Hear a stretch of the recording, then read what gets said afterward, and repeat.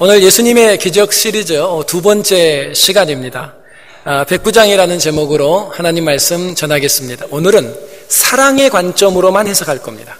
백부장의 이 본문을 사랑의 관점으로 바라보면서 성경에서 얘기하고 있는 사랑의 아름다운 또 빛깔이 어떤 것이 있는지, 또 우리는 우리 삶 가운데 그 아름다운 사랑이 잘 자리 잡고 있는지 한번 우리를 돌아보는 귀한 시간이 되었으면 좋겠습니다.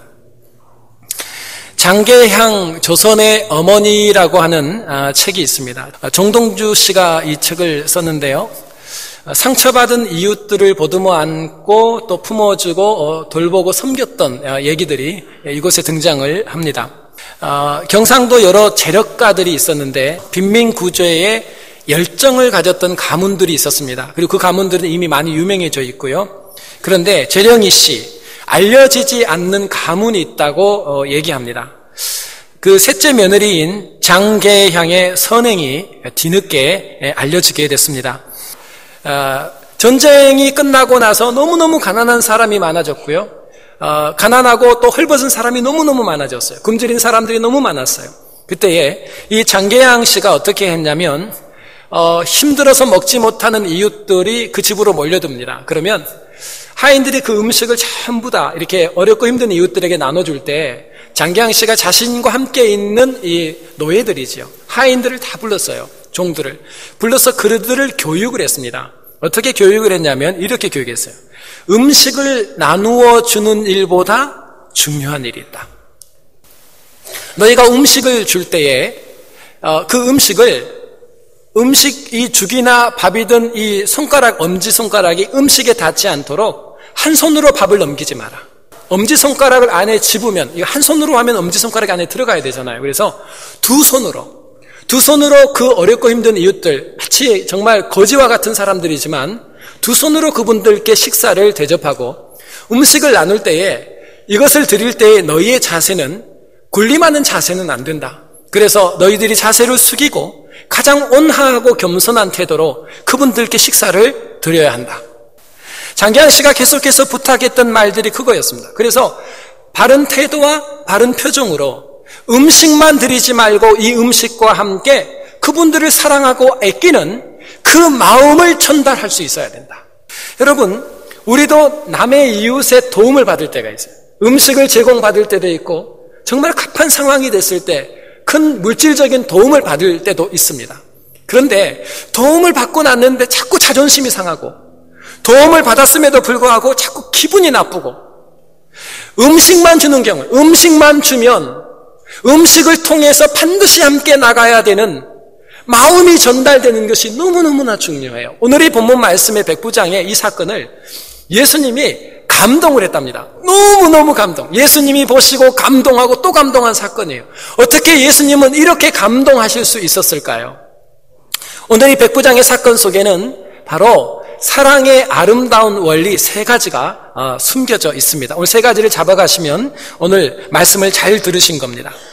자, 첫 번째로 백부장의 오늘 이 사건 삶 속에 드러난 첫 번째 사랑의 모습은 뭐냐면, 사랑은 마음까지 주는 거예요. 사랑은 마음까지 주는 겁니다. 음식만 드리는 게 아니라, 옷만 갖다 주는 게 아니라, 물질만 나누는 게 아니라, 나누는 그 순간 음식과 함께 상대의 마음을 만나야 돼요. 마음을 드릴 때에 그게 진짜 사랑이라는 거예요. 자, 오늘 같은 본문, 오늘 본문 마태복음 8장의 본문이 누가복음 7장과 같은 본문입니다. 한번 볼까요? 누가복음 7장 3절 말씀입니다. 예수의 소문을 듣고 유대인의 장로 몇을 보내어 오셔서 그 종을 구원하시기를 청한지라. 아멘. 예수의 소문을 듣고 유대인의 장로 몇을 보냈다라고 나오는데요. 참 중요한 것은 뭐냐면, 유대인은 이방인, 이 백부장은 이방 사람입니다. 유대인은 이방인과 상종하지 않습니다. 유대인은 이방인을 바라볼 때 개처럼 여겼다 그랬어요. 그리고 불쏘시개 중에 하나로 여겼습니다. 방을 좀 따뜻하게 할 때 불쏘시개 넣잖아요. 그 불쏘시개 중에 하나예요. 그러니까 유대 사람은 이방 사람과 절대 상종하지 않습니다. 그럼에도 불구하고 오늘 이 본문에 뭐라고 얘기를 하고 있냐면, 이 백부장이 이방인이 유대인과 함께 하나가 되어 있어요. 그리고 누가 나와서 예수님을 설득하고 있냐면 유대인 중에서도 유대교의 장로가 나왔습니다. 유대교의 장로가. 여러분, 유대인 중에서도 율법을 독하게 지키는 그룹이 유대의 장로입니다. 장로는 더욱더 이방인들과 상종할 수가 없어요. 회당장의 장로거든요. 그런데 장로가 이방인의 부탁을 받고 왔고 또 누구에게 나왔냐면 유대 청년 중에 한 사람인 예수에게 나와서 부탁을 하고 있는 장면이에요. 도대체 이게 무슨 일이냔 말이에요.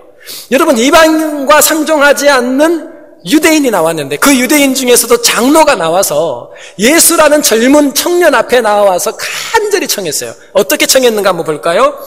누가복음 7장 4절 5절 말씀 한번 보겠습니다. 시작. 이에 저희가 예수께 나와 간절히 구하여 가로되 이 일을 하시는 것이 이 사람에게는 합당하니이다. 저가 우리 민족을 사랑하고 또한 우리를 위하여 회당을 지었나이다 하니. 아멘. 자, 뭐라고 얘기를 하고 있냐면요.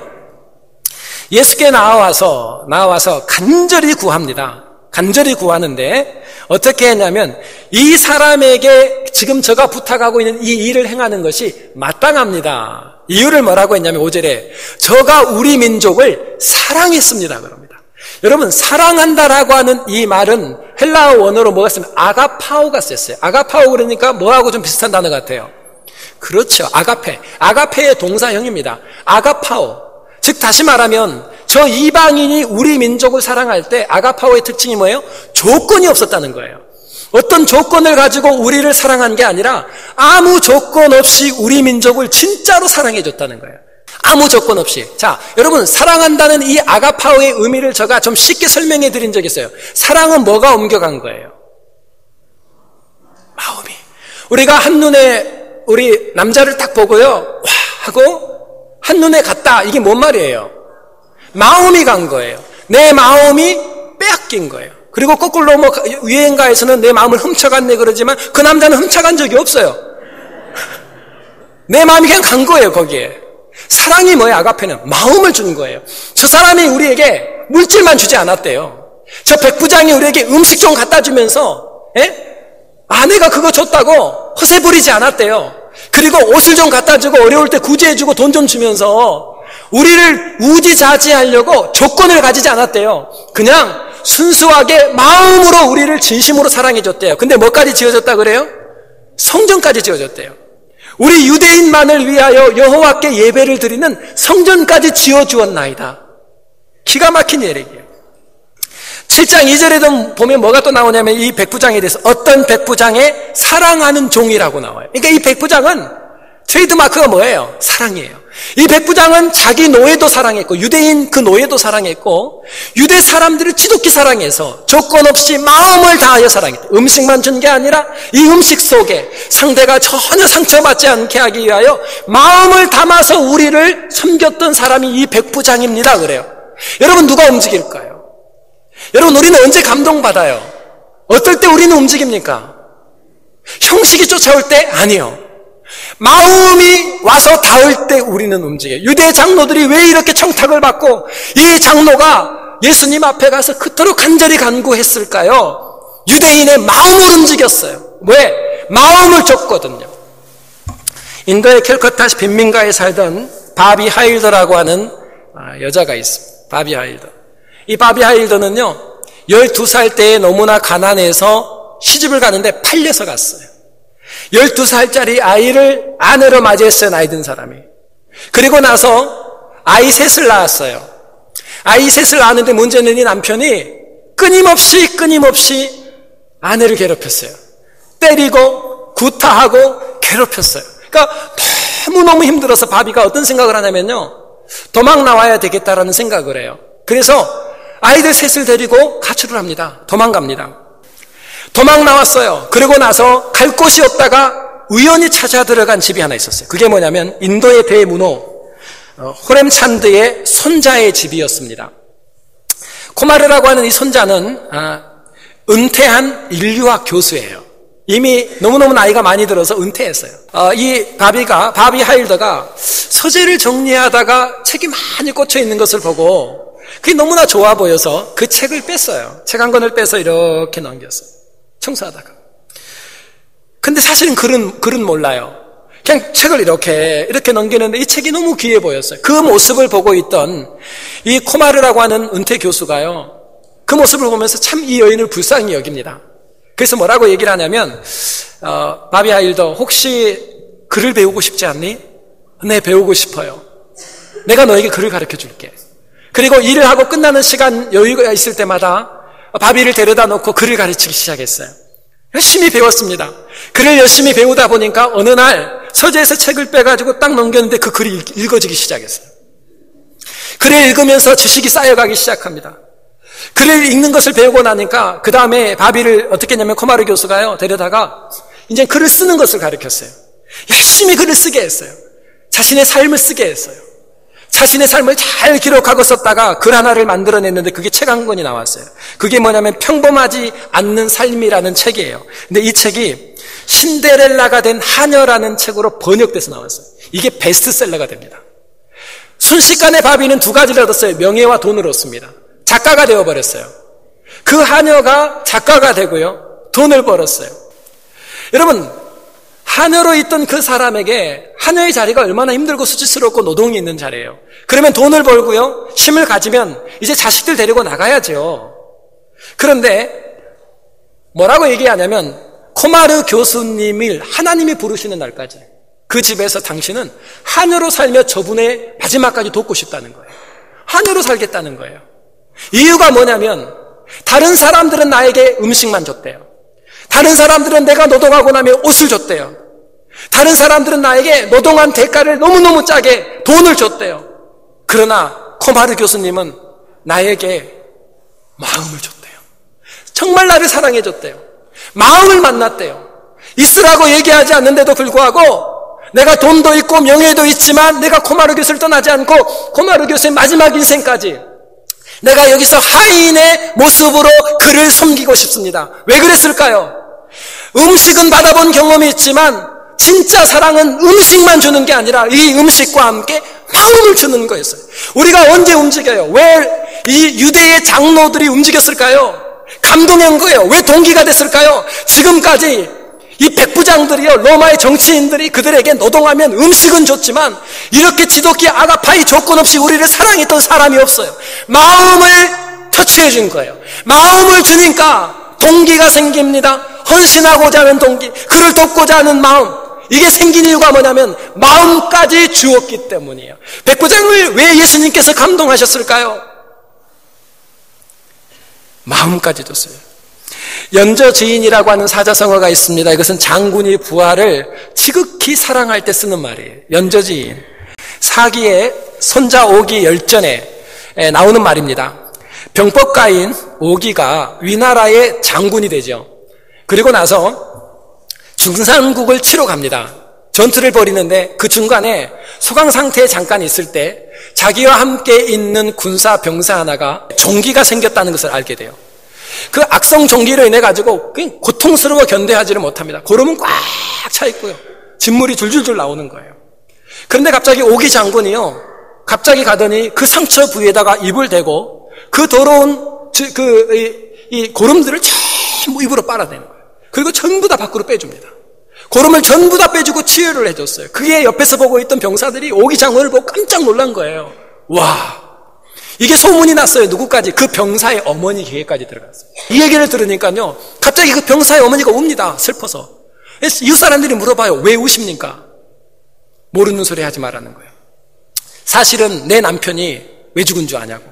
내 남편이 오기 장군과 함께 전투에 나갔다가 똑같이 종양이 생겼대요. 종기가 썩어 들어갈 때 오기 장군이 와서 입으로 전부 뽑아줘가지고 그 은혜와 그 사랑을 받아본 적이 없대요. 다른 장군들은 열심히 목숨 걸고 싸우면 밥은 줘도 그렇게 와서 자기의 마음까지 준 사람이 없었다는 거예요. 그 오기 장군의 사랑을 받았던 내 남편이 오기 장군을 위하여 싸우다가 죽었다는 거예요. 내 아들도 곧 있으면 죽을 거라는 거예요. 여러분, 이 스토리가 무슨 얘기를 해요? 연저죄인이라고 하는 이 사자성어 속에 있는 메시지가 뭐예요? 이 세상 사람들은 물질을 주기도 하고요, 옷도 주기도 하고요, 음식을 입에 넣어주기는 하지만 진짜 마음을 그에게 주지 않는다는 거예요. 왜 감동을 해요, 장로들이? 우리 여러분 열심히 봉사하고 교회에서 수고하고 공동체 안에서 서로 사랑하고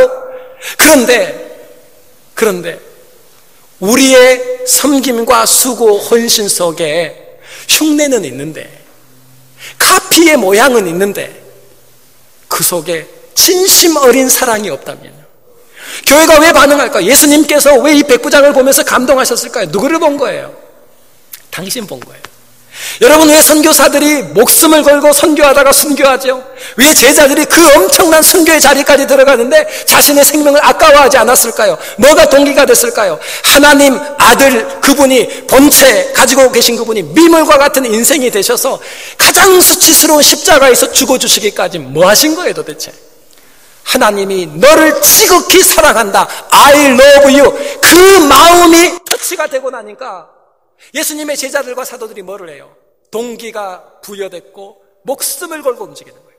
저는 주안에게 우리 식구들이 형식적인 그냥 카피 정도의 사랑이 아니라 오늘 백부장처럼 음식 정도를 나누어 주면서 내가 이웃을 구제했다라고 생각하는 정도가 아니라 마음을 다하여 마음과 마음이 만나는 성숙한 사랑을 하는 귀한 성도 되시기를 주님의 이름으로 축원합니다.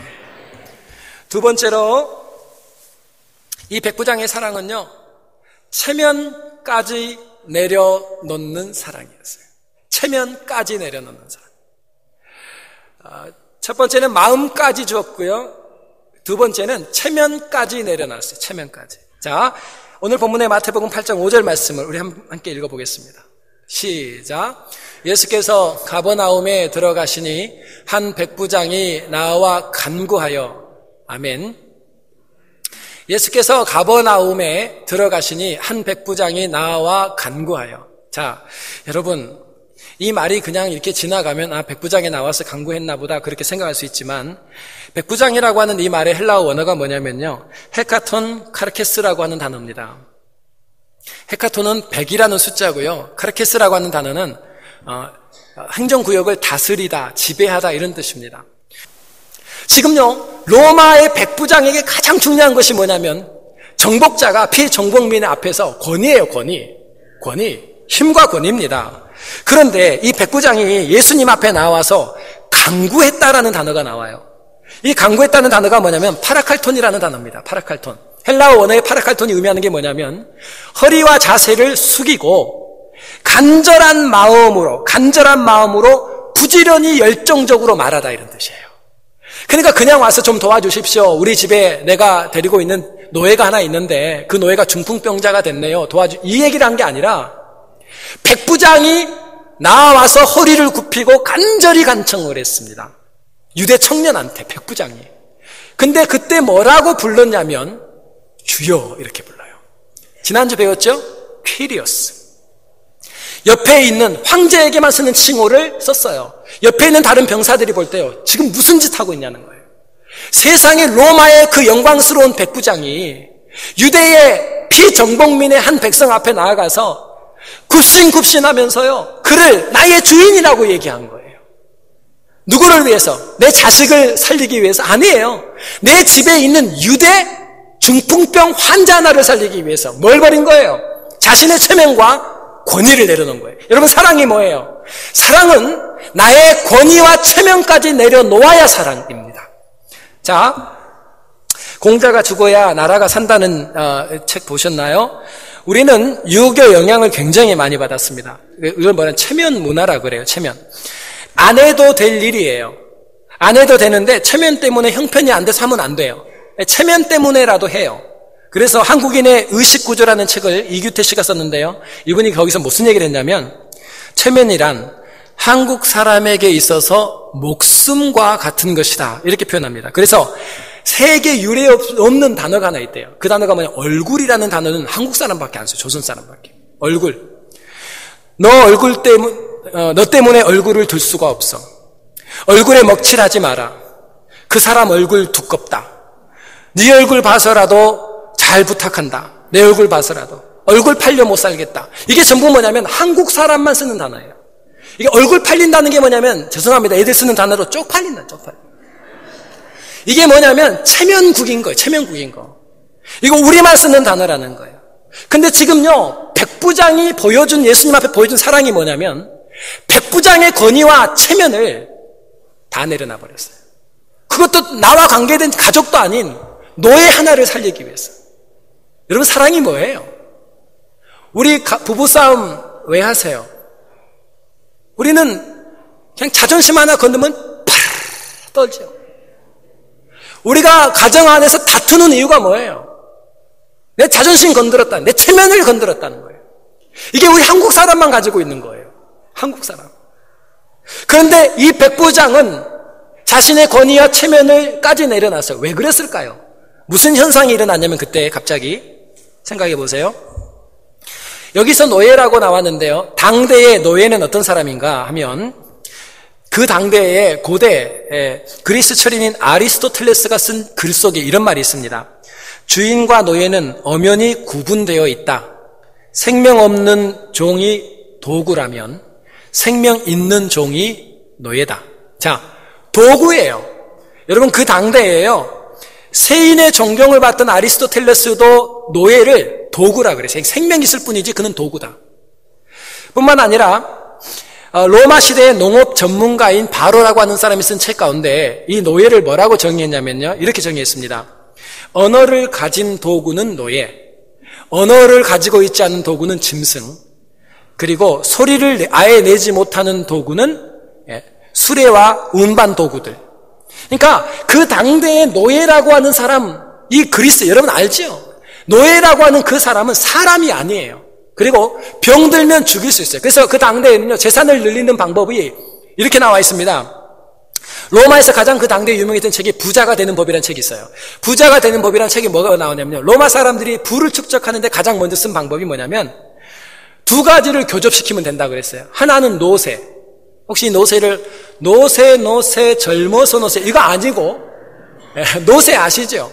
노세를 새끼를 많이 나게 하기 위해서 교접시키거나 아니면 노예를 교접시키면 된다. 노예가 많아지고 새끼가 많아지는 것은 뭐냐면 우리의 가정의 재산이 증식하는 거예요. 증가되는 원인이에요. 이게 부자 되는 법의 로마의 책입니다. 그러니까 당대의 로마 사람들이 가지고 있는 이 노예의식이에요. 사람 아니에요. 그런데 이 사람을 사랑해서 자신의 권위를 내려놨는데 그 노예라고 하는 사람의 오늘 이 본문에는 뭐라고 나와 있냐면요. 6절 말씀에 보니까 하인이라고 그랬어요. 하인. 이 하인이라고 하는 이 단어가 하인이 중풍병이 걸렸습니다. 이 하인이라는 단어가 어떤 단어가 쓰였냐면 파이스라는 단어가 써요. 파이스.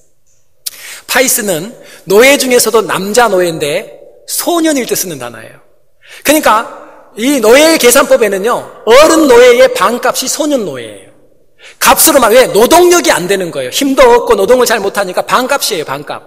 근데 이 노예가 뭐가 걸려요? 중풍병이라고 하는 헬라어 단어가 파랄리티코스라는 단어를 사용했습니다. 여러분, 이 젊은 소년이 무슨 중풍병이 걸렸겠어요? 그래서 지금 당대에 이 연구하신 많은 신학자들이 이 중풍병이라고 표현되어 있지만 뇌출혈로 인한 마비 증상이라는 거예요.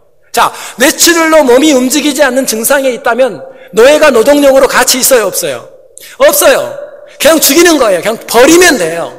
그것도 반값짜리예요.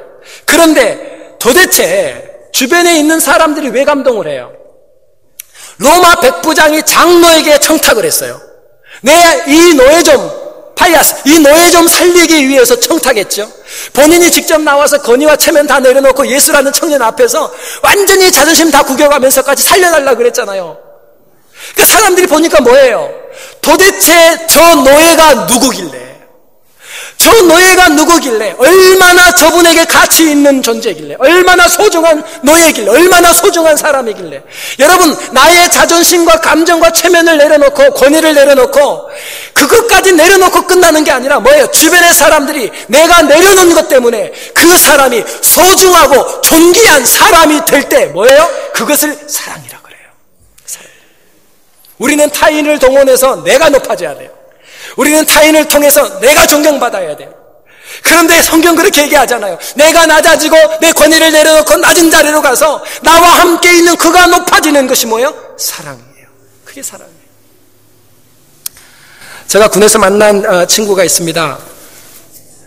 6주 동안의 논산훈련소에서 훈련을 받고 나서요, 10주 동안에 제가 상무대 기갑학교 가서 탱크 이제 조종훈련부터 탱크 훈련 받았어요. 10주 동안. 저는 습관이 뭐냐면 항상 저 옆에 누가 오면 하나님이 나한테 이 사람 전도하라고 보냈다고 믿어요. 근데 군대에서 저 옆에 하나님이 붙여줬잖아요. 그래서 10주간 같이 있어야 되는 거예요. 그래서 제가 그 친구에게 복음을 전했습니다. 예수 믿으라고. 고맙게도 이 친구가 빨리 응답을 해줬어요. 이 친구가 자기 얘기를 처음 해줬어요, 저한테요. 아빠가 일찍 돌아가셔서 나는 중학교 때부터 가출을 시작했대요. 중학교 때부터 가출을 밥 먹듯이 가출하고, 잘못해서 어디에 들어가면 조직폭력배 중에서 이 친구는 조직폭력배가 여러 그룹이 있답니다. 예, 여러 그룹이 있는데 그 중에 가장 밑에 똘마니 그룹이, 똘마니. 그러니까 실제로 일을 행하는 그룹이 있대요. 거기에 있었던 거예요, 똘마니. 그러다가 고등학교 때 큰 사고를 쳤대요. 사고를 쳤는데 너무나 그 상대가 많이 다쳤기 때문에 합의가 안 됐대요. 그래서 이제 소년을 감옥을 들어가야 될 상황 정도, 심각한 거예요. 그 상황이 왔었을 때 당신의 어머니가 와서 상대편에 찾아가서 아무리 사정을 해도 합의를 안 해주더래요. 그래서 이젠 나도 소년원 가고 감옥 가고 가야 되구나, 이 생각을 하고 있었대요. 그때 아버지의 그 중마고, 정말 어려서부터 고향에서 같이 자란 아버지 친구 한 분이 있는데 그분이 지방의 검사셨어요. 검사. 그분이 경찰서로 들어온 거예요. 그러니까 이 친구가 너무너무 기뻤대요. 저 아버지 친구 검사인데 왔어. 그래서 마음을 놨대요. 그런데 그분이 경찰들을 만나고 설득하는 게 아니고 합의를 봐야 되는 그 대상이 와 계셨는데 거기에 들어가더래요. 자기를 데리고 들어가더니 그분한테 설명을 하더래요. 내가 이 친구가 내 아들은 아니다. 그리고 나와 가장 친한 친구의 아들인데 그 친구가 죽으면서 나한테 이 아들을 맡겼습니다. 그런데 내가 이 아들을 제대로 돌봐주지를 못했습니다. 그래서 이 아이가 이런 방황하는 시절을 겪고 이렇게 된 거라고 얘기를 했는데도 합의를 안 해줬어요. 그때 이 검사가 뭐를 했냐면 그분 앞에서 무릎을 꿇었습니다. 무릎을 꿇고 정말 용서해달라고. 그래도 합의를 안 해줬어요. 근데 누가 살짝 와서 뭔 얘기를 해줬냐면 지금 저기 무릎 꿇고 있는 분이 누군지 아냐고. 검사다고. 합의가 됐어요. 근데 그날 이 친구가 뭔 충격을 받았냐면 검사가, 나는 당신 아들도 아닌데 검사가 자기를 위해서 자신의 체면과 권위를 다 내려놓은 거예요. 내가 뭐 얼마나 소중한 존재라고. 저분이 지방에서 서울까지 올라오셔가지고 무릎을 꿇고 사정하며 자신의 체면을 다 내려놓은 그분을 보면서 내가 그렇게 가치 있는 존재인가를 돌아봤대요. 그날로 방황이 끝난 거예요. 여러분, 우리는 언제 감동해요? 언제? 우리가 누릴 수 있는 체면과 권한을 내려놓고 우리는 다른 사람을 이용해서 내가 높아져야 돼. 근데 사랑은 그게 아니래요. 내가 낮아지면서 상대를 존귀한 사람으로, 얼마나 저 소년이 존귀하길래 로마 백부장 행정관이 직접 와서 사정하고 청탁하고 사정하고 그 앞에서 굽신굽신하면서 주여 주여 고쳐주십시오. 얼마나 존귀한 자길래 그의 가치를 높여. 왜 예수님께서 백부장에 감동했을까요? 그 사건을 보면서 예수님은 누구를 봤냐면 자신을 본 거예요. 하나님의 아들이 이 땅에 오셨습니다. 그리고 십자가에서 얻을만큼요. 여러분, 십자가의 영화를 보면 뭔가 가리고 나왔죠? 아니요. 원래 십자가는 수치를 당하는 것입니다. 하나님의 아들이 인간이 되시고 인간의 가장 수치스러운 자리에 가서 하늘의 모든 권위와 체면 다 내려놔 버렸어요. 그리고 뭐 하셨어요? 내 아버지가 너를 얼마나 사랑하는지, 너를 살리려고 누구를 매달아요? 나를 매달았다. 너희의 값은 예수님 짤이다. 너 얼마나 소중한 존재인 줄 아니? 예수님이 이 땅에 오신 목적이 뭐냐면 우리를 지극히 사랑하셨던 하나님의 사랑, 권위를 내려놓고 우리를 하나님의 자녀로 존귀한 사람으로 높여주시고자 하는 하나님의 사랑의 절정이 백부장의 삶의 현장에 있었기 때문이에요. 참, 이런 공동체면 얼마나 좋을까요? 만났는데 권위 있는 분이 끊임없이 권위를 내려주고요. 체면 다. 그리고 오히려 약한 그 사람을 자꾸 높여주고. 여러분, 이런 교회 공동체가 되면 얼마나 아름다울까요? 형식만 있는 것이 아니라 밥만 주는 것이 아니라 마음을 함께 나누어주고, 마음과 마음이 만나서 하라고 한 것도 아닌데 저가 여기에 머물러 있겠습니다. 이게 사랑의 능력이에요. 이런 아름다운 공동체가 되시기를 주님의 이름으로 축원합니다. 마지막 세 번째로 백부장의 사랑은 상대의 입장까지 배려한 사랑입니다. 사랑이 뭘까요? 상대의 입장에 가는 거예요. 그리고 그 입장에 서서 이해만 하고 끝나는 게 아니라 그 입장에서 내가 무엇을 할 수 있는지 배려하는 거예요. 이게 사랑이에요. 오늘 백부장 마태복음 8장 7절 8절 말씀 우리 한번 함께 보겠습니다. 시작. 가라사대 내가 가서 고쳐주리라. 백부장이 대답하여 가로되 주여 내 집에 들어오심을 나는 감당치 못하겠사오니 다만 말씀으로만 하옵소서. 그러면 내 하인이 낫게 삼나이다. 아멘. 지금 뭐라 그러죠? 예수님이 가겠대요. 내가 직접 집에 가서 고쳐줄게. 그랬더니 백부장이 뭐라 그러면 오시지 마세요. 이렇게 얘기합니다. 내가 감당할 수 없습니다. 오시지 마세요. 그랬어요. 이게 무슨 뜻인지 잠깐 설명해 드릴게요. 미시나라고 하는 유대의 관습책이 있습니다. 미시나에서 뭘 얘기하냐면요. 이방 사람들을 유대인들을 어떻게 취급하라고 나오냐면 개나 돼지 그리고 불 속에 집어넣는 소식갱이에요. 그런데 또 한 가지 무슨 얘기를 하고 있냐면 왜 이방인들과 상종하지 말라니 이방인들의 집에는 다 우상이 있었습니다. 로마 사람들 우상이 굉장히 많았거든요. 우상이 있는 이방인의 집에 들어가면 유대인은 그 부정과 접촉함과 동시에 부정해집니다. 그래서 절대 못 들어가게 했어요. 만약에 이방인의 집에 들어가게 되면 어떤 현상이 벌어지냐면 우리 지난주에 했죠. 정결 예식을 해야 돼요. 부정이 옮겼으니까 정결 예식을 통해서 부정을 없애줘야 돼요. 그래서 유대인들은 이방인의 집에 들어가지 않습니다. 성경 어디에 나올까요? 성경 사도행전 9장 10장에 보면 뭐가 나오냐면 베드로가 백부장 고넬료를 만나는 장면 보면 백부장 고넬료가 이방인입니다. 이방인을 베드로가 만나러 갈 때 베드로가 가려고 해요? 안 가려고 그래요? 저 성경에는 안 가려고 그러더라고요. 자꾸 안 가려고 그래. 그러니까 성경 자세히 보면 성령이 오셔서 뭘요? 베드로에게 환상을 보여주죠. 보자기를 딱 펴서 환상을 보여줘요. 근데 환상을 한 번만 보여줘도 갈 텐데 그래도 베드로가 가요 안 가요? 그래도 못 가겠대요. 못 간다니까 성령이 또 환상을 보여줘요. 환상을 여러 차례 보여주고 나서 그때야 성령 하나님이 베드로를 설득하고 나서야 이방인의 집에를 갑니다. 고넬료 집에를. 왜?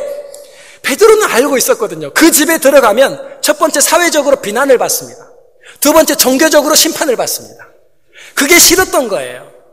싫었던 거예요. 그리고 나서 들어가고 나서 사도행전 11장에 가면요. 예루살렘 총회가 모이죠. 뭐 때문에? 베드로가 이방인 집에 갔잖아요. 이방인과 접촉한 사건이 심판대에 올라간 사건이래요.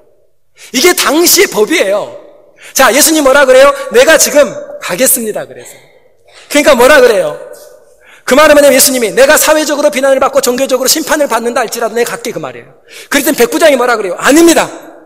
내가 당신이 오시는 것을 감당할 수 없습니다. 무슨 말이에요? 예수님이 우리 집에 오시면 예수님이 사회적으로 비난받을 겁니다. 나 때문에.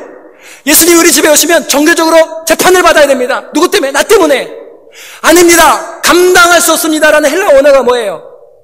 감당치 못하겠다는 건 도저히 견딜 수 없다는 거예요. 여러분 우리 언제 못 견뎌요? 내 이익이 침해당했을 때 우리 못 견뎌요. 우리 언제 못 견디고 힘들어해요. 나의 자존심을 건들거나 내 나를 무시할 때 우리는 파르르 떱니다. 무시했다고. 감당할 수 없다는 것이 뭐냐면 견딜 수 없다는 뜻이에요. 근데 백부장은 뭐에 못 견뎌요? 나로 인해서 타인이, 나로 인해서 상대가 곤란한 지경에 들어가는 것이 싫대요. 그것이 못 견디겠대요. 이게 배려예요. 지금 백부장은 누구의 입장에 가 있냐면 예수님의 입장에. 여러분 백부장의 입장이 없어요? 백부장도 얼마나 급한 상황입니까? 그런데 백부장이 자신의 입장이 아닌 예수님의 입장에 가서 예수님의 입장에서 예수님을 배려하고 있는 거예요. 사랑이 뭐예요? 상대의 입장에 가서 그 사람을 배려하는 거예요. 예수를 백날 믿어도 예수 믿은 지 10년, 20년이 돼도 상대의 입장에 서려고 하지도 않아요. 맨날 이야기 내 입장밖에 얘기 안 해요. 그 상대의 입장에 서서 그를 배려하려고 하는 사람, 이렇게 성숙한 사람을 만나니까 주님이 감동하신 거예요. 어떤 한 강사가요, 학원에서 가르치기 위해 섰어요. 그런데 누가 빨간색 컵에 얼음과 콜라를 채워서 뒀어요. 콜라 컵을. 들어와서 강사가 묻습니다. 이거 누구? 그랬더니 한쪽에 있는 친구가 저요. 강의가 시작돼요. 너무 기분 좋게 강의가 시작됐어요. 이제 강사가 강의를 하는데 항상 눈이 좋지 않아. 용화라고 하는 한 학생이 있는데 이 용화라고 하는 학생이 시력이 나빠요. 그리고 성격이 굉장히 내성적이 소심해요. 그래서 강의를 할 때마다 앞에 앉아 있었어요. 책을 읽고 이제 지문을 읽으면서 쭉 가는데 그날따라 용호가 전혀 고개를 들지 않고 고개를 푹 숙이고 있었어요. 그리고 보니까 식은땀을 흘려요. 그래서 처음에는 모르고 가까이서 이렇게 고개를 숙이고 강의를 듣지 않으려고 하나라는 생각을 했어요. 근데 가까이 가서 보니까 땀을 흘리길래 용호야, 너 혹시 어디 아프니? 혹시 왜 이렇게 땀을 흘리니? 물어봤는데 용호가 대답을 안 해요. 이 친구가 나를 무시하나? 기분이 좀 썩 좋지는 않았지만 지나갔어요. 그러고 나서 여기 있던 컵을 들고요, 그대로 가서 용호가 공부하는 책상에 이렇게 걸터 앉으면 지문을 읽으면서 컵을 책상 위에다 두고 이렇게 있었어요. 강의를 하기 위해서 지문을 읽다가 일어나면서 순간 잘못해서 손으로 컵을 쳤어요. 그래서 그 컵이 얼음과 함께 용호의 청바지 바지에 그대로 쏟아져 버렸어요. 깜짝 놀랐어요. 그래서 강사가 뭐라고 얘기했냐, 미안해 용호야, 내가 순간 깜빡했다, 컵이 있는 것을.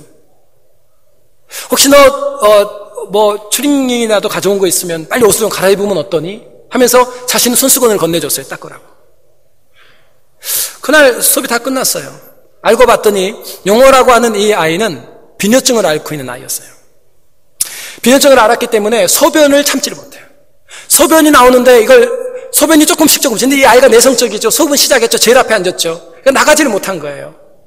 그래서 오줌을, 소변을 조금씩 넣었다가 보니까, 이 강사 이렇게 보니까, 식은땀을 흘리는데 이렇게 보니까, 이 바지 위에가 젖어 있었어요.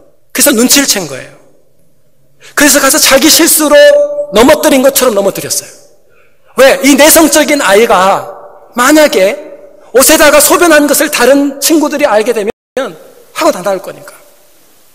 여러분, 사랑이 뭐예요? 강사의 입장에서 기분 나빴어요. 물어도 대답하지 않고 자기를 쳐다보지도 않아요.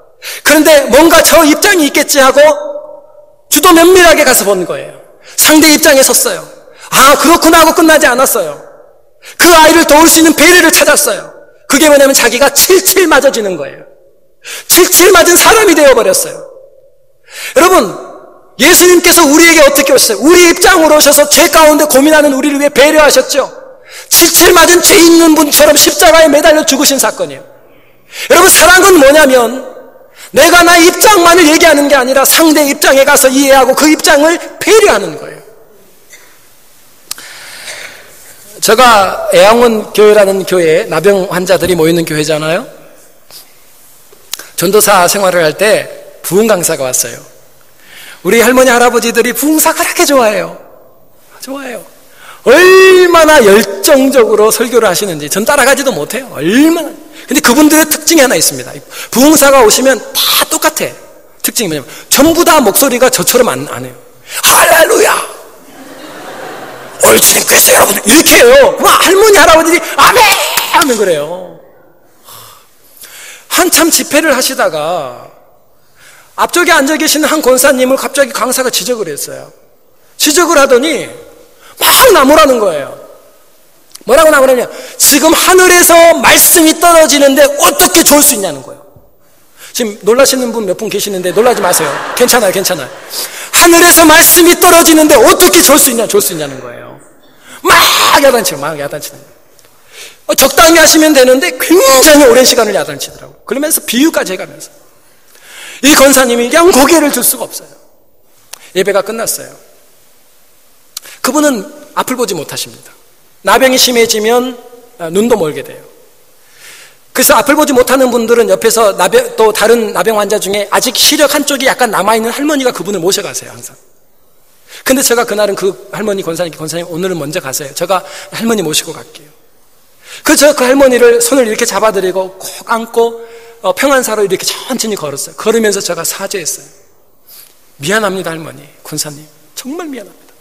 목사님이 몰라서 그랬어요. 그분은요, 앞을 보지 못하기 때문에 목사님이 성경 구절을 얘기하면요, 그분이 마지막 남아있는 감각이 얼굴 중에 이 입술 끝이었습니다. 이 입술 끝으로 점자를 봅니다. 점자를 이렇게 흩어가면서 봐야지 말씀을 이해할 수 있어요. 그게 좋은 게 아니라 점자를 보고 있었어요. 빨리 읽지를 못하시니까 또 읽고 하면서 그 말씀을 묵상하는 거예요. 좋은 게 아니에요. 여러분, 목사가 뭐예요? 성도를 사랑하는 사람 아닙니까? 근데 사랑이 뭐예요? 내가 설교하는 입장에서 조는 사람이 있어요. 우리 교회는 없어요. 괜찮아요. 그러면 내 입장에서는 불쾌하죠. 그런데 그분의 입장이 어떤지 들어본 적 없잖아요. 그분의 입장에 한 번만 가보면 그렇게 비난할 얘기가 아니었잖아요. 제가 권사님과 가면서 죄송합니다. 정말 미안합니다. 너무너무 미안합니다. 목사님 몰라서 그랬습니다. 우리 권사님요, 괜찮습니다. 전사님 괜찮습니다. 괜찮습니다. 사랑이 뭐예요? 오늘 그토록 이해가 되지 않은 그 상황에 내 입장 한번 내려놓고 상대방의 신발 한번 신어보는 거예요. 그 사람의 상황으로 대신 가서 그 입장을 한번 헤아려 보는 거예요. 그리고 끝나는 건 아니에요. 그리고 내가 할 수 있는 최선의 배려하는 거예요. 주님이 우리 집에 오는 건 나는 너무 행복해. 그러나 오시게 되면 사회적으로 비난받고 종교적으로 심판을 받게 돼요. 안 됩니다, 안 됩니다. 그분의 예수님의 입장에서 예수님을 배려한 거예요. 이것이 뭐냐면 바로 사랑이에요. 말씀을 마무리합니다. 남편 없이 혼자 아이를 키우는 여자분이 계셨습니다. 아이를 젖을 먹였는데 젖이 끊어졌어요. 아이를 우유를 먹여야 되는데 우유값이 없어요. 그래서 집에서 있는 캐시를 다 모으니까 10,000원이에요. 10,000원을 들고 마켓을 갔습니다. 마켓을 들어가서 분유가 진열되어 있는 곳에 가서 분유통을 들었다가 또 놨다가, 왜냐하면 가장 싼 분유가 16,000원이었어요. 근데 10,000원밖에 없고 자식을 굶일 수는 없잖아요. 혼자 사는 이 여인이 계속 분유통을 들었다. 그 앞에서 멀고 한참을 서 있다가 고개를 떨구고 그 마켓을 나가는데 그 장면을 그 마켓 사장이 보고 있었어요. 그 마켓 사장이 예수 믿는 사람이었어요. 빨리 가서 뭘 했냐면 이분이 그 분유통 하나를 떨어뜨렸어요. 억지로. 그리고 약간 구부러지게 만들어놨어요. 나가시는 그분을 불렀어요. 아주머니, 혹시 우리 가게는 조금이라도 흠이 가고 이렇게 구부러진 거는 반값에 파는데 이거 사가시지 않으실래요? 그리고 10,000원을 받고 2,000원을 거슬러 줬어요. 이게 사랑이에요. 내가 그냥 많이 가졌으니까 하나 가져가세요. 아니요. 혹시 그의 마음이 다칠까봐, 그의 마음이 무시당했다고 속상해할까봐. 여러분, 하나님의 교회에 상대의 입장에 서서 그를 배려하는 마음을 가진 분들이 모이면 백부장처럼 주님이 감동하실 겁니다. 여러분, 이 기적의 메시지를 통해 이 기적 시리즈를 계속하지만 이 기적 속에 어떻게 하면 우리에게 기적이 일어날까가 목적이 돼서는 안 돼요. 그거는 그분이 결정하실 거예요. 오늘 주님이 감동한 이유는 이 백부장이 음식만 주지 않고 마음까지 주었기 때문이에요. 자신의 권위와 체면을 내려놓고 우리는 상대를 통해 내가 높아지기를 원하지만 내가 낮아져서 상대를 존귀한 사람으로 만들어주는 게 사랑이에요. 뿐만 아니라 내 입장이 아닌 상대의 입장에 가서 서주고 그 입장에서 배려할 때에 이 시대에도 예수 그리스도를 감동시키는 수많은 다른 백부장이 일어날 줄 믿습니다.